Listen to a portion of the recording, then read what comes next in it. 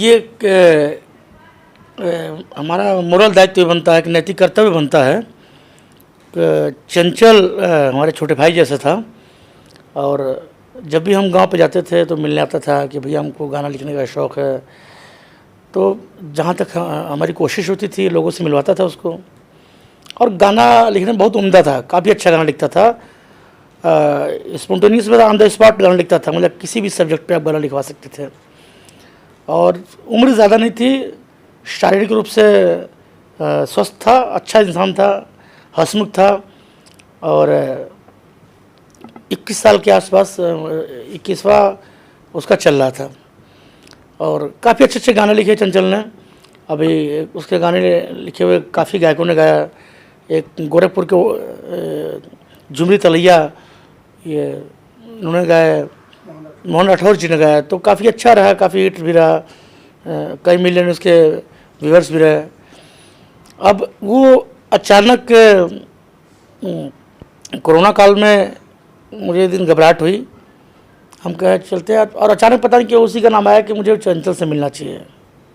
मुझे लगा अब हज़ारों लाखों लोग हैं हमको चाहने वाले, हमको प्यार करने वाले, लेकिन पता नहीं क्यों दिल ऐसा, उस समय जब कोई किसी घर जाता नहीं था, कोई किसी को अपने घर आने देता नहीं था, बहुत ही विषम परिस्थिति थी, तो मेरा दिल एक पार्टिकुलर व्यक्ति के प्रति एक प्रभावित होता है, आकर्षित होता है, बोलता है मुझे उसी इंसान से मिलना है। बिना अपने घर से बताए मैं चुपचाप चला जाता हूँ, उससे पूछता हूँ मैं तुम्हारे मकान के नीचे खड़ा हूँ, तुमसे मिलने की इच्छा है, क्या मैं आ सकता हूँ मिलने के लिए? क्योंकि पूछना आवश्यक था।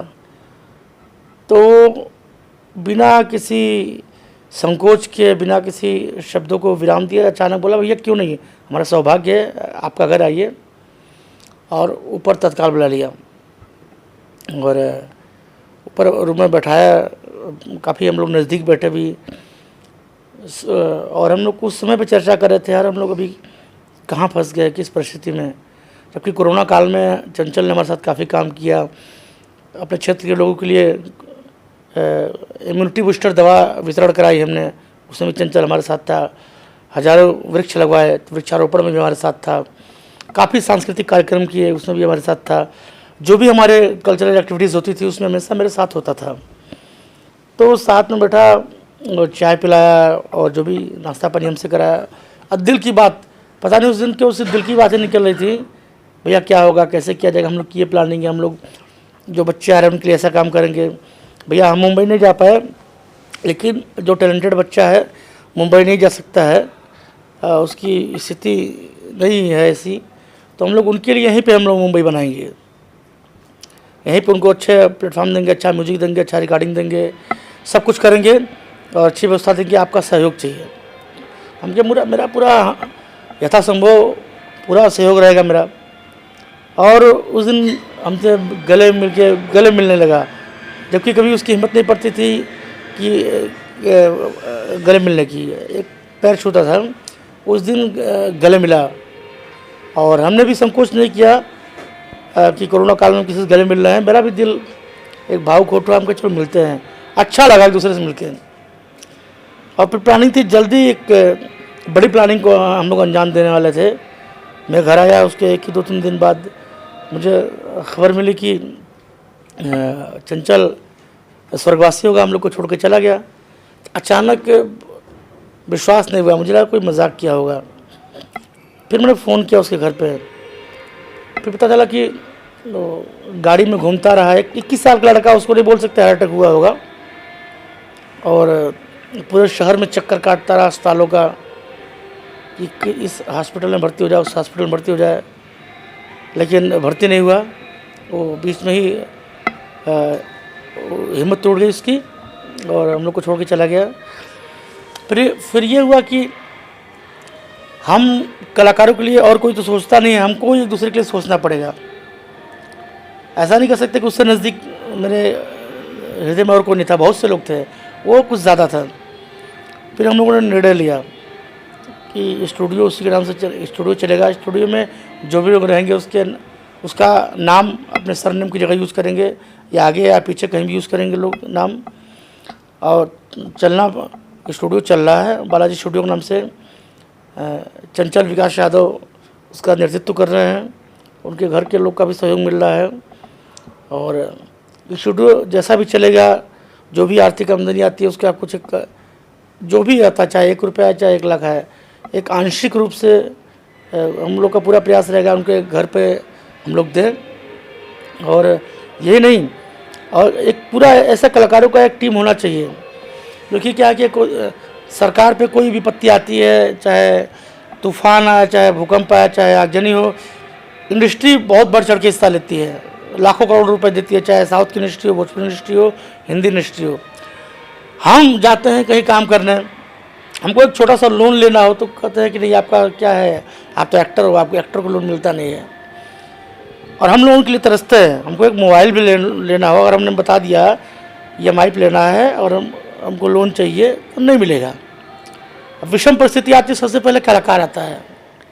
तो सरकार से गुजारिश है कि कलाकारों को भी एक ऐसा सम्मान देना चाहिए, जहाँ किसी घर कोई दिक्कत हो या किसी कलाकार के साथ कोई घटना दुर्घटना होती है तो उसे एक सम्मानित स्थान मिले, उसके परिवार वालों के भी लिए कुछ व्यवस्था की जाए, उसके लिए कुछ व्यवस्था की जाए, क्योंकि वो भी देश का हिस्सा है।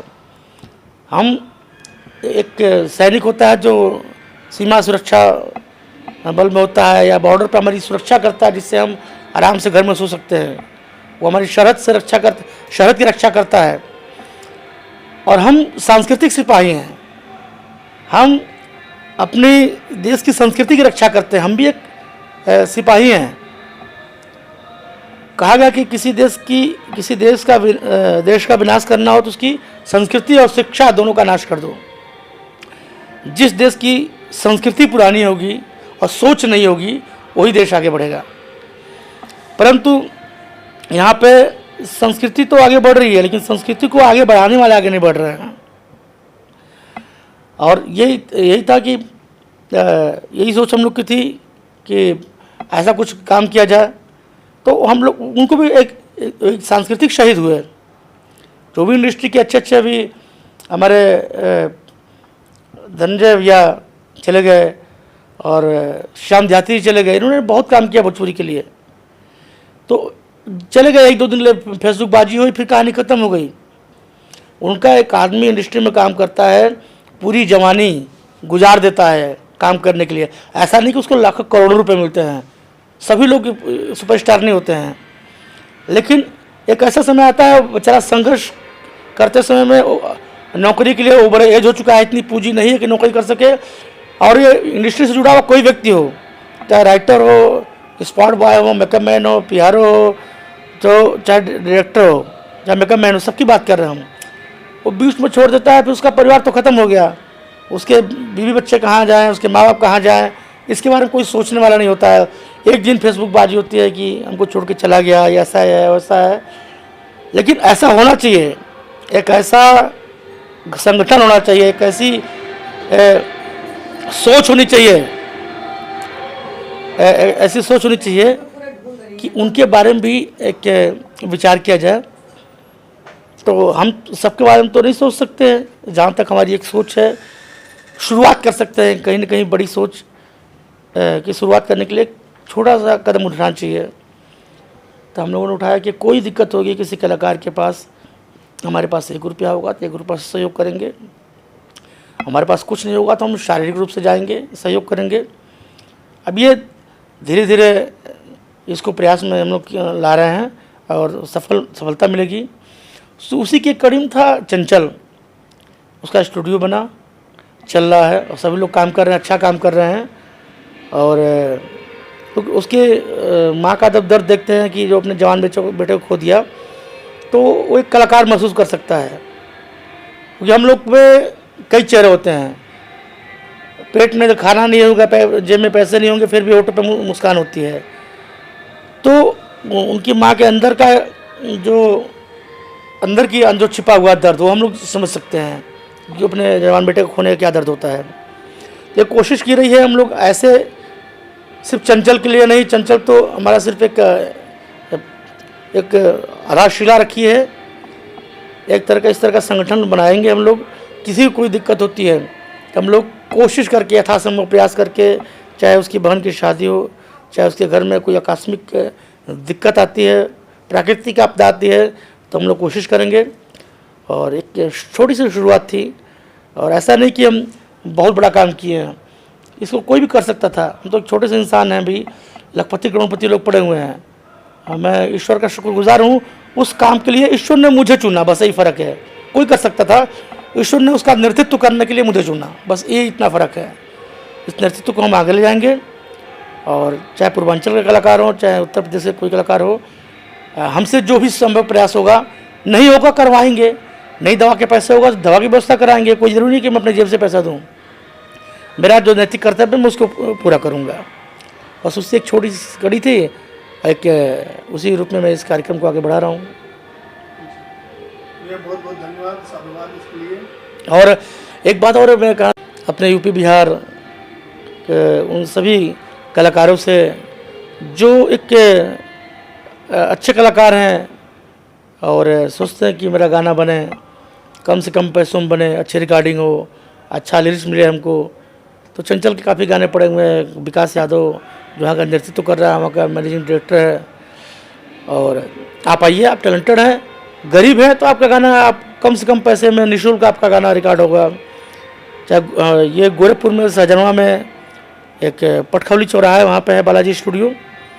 तो गोरखपुर, देवरिया, कुशीनगर, बिहार, पूर्वांचल या आसपास के जो भी लोग हों, वो अपने गाने की रिकॉर्डिंग करेंगे तो इससे एक जो हमारा संगठन है उसको भी मजबूती मिलेगी, उस परिवार को भी छोटा ही सही एक सहयोग मिलेगा और हम लोग का मनोबल भी मजबूत होगा। बता रहे थे कि चंचल जी जाने से पहले 700 गाने लिख के छोड़ के गए। हाँ, 700 गाने मतलब मायने रखते कि 700 गाने पड़े हुए उनके। काफ़ी 700 से ज़्यादा ही होंगे, जो काउंटिंग किया गया लगभग में इसके आसपास है। और सारे गाने अच्छे हैं, हर तरह के गाने हैं, काफ़ी अच्छे गाने हैं। बहुत बहुत धन्यवाद। धन्यवाद। और मीडिया के माध्यम से मैं यही कहना चाहेंगे कि आप लोग इस मुहिम को मजबूत करें। ऐसा कोई संगठन होना चाहिए जो हमारे इंडस्ट्री को मजबूत करे और सबके सुख दुख में साथी हो। और एक ऐसा जो संगठन, जो भी संगठन हो, क्योंकि हम लोग संगठन करते हैं, संगठन मतलब समझते हैं कि लड़ाई झगड़ा, ऐसा कुछ नहीं। 100 लोग का संगठन है, एक निश्चित फीस हो सकता है कि महीने में हम लोग 20 रुपया देंगे किसी संगठन को। उस जब किसी का इंश्योरेंस होता है और जब ग्रुप में इंश्योरेंस होता है तो बहुत कम पैसे लगते हैं। उस 10 रुपये में, 20 रुपये में, 50 रुपये में किसी का ग्रुप इंश्योरेंस हो सकता है जो संगठन करवाए। जब किसी घर कोई दिक्कत होती है, शादी ब्याह होती है, तो उसको एक मुश्त में पैसा मिल सकता है। कुछ नहीं, अगर हम 50,000 1 लाख भी किसी घर पहुंचा देंगे ना, तो भी उसके लिए बहुत बड़ी बात हो सकती है। तो इस पर भी आप लोग विचार करें और आशा नहीं, विश्वास है कि हम लोग को सफलता मिलेगी। धन्यवाद।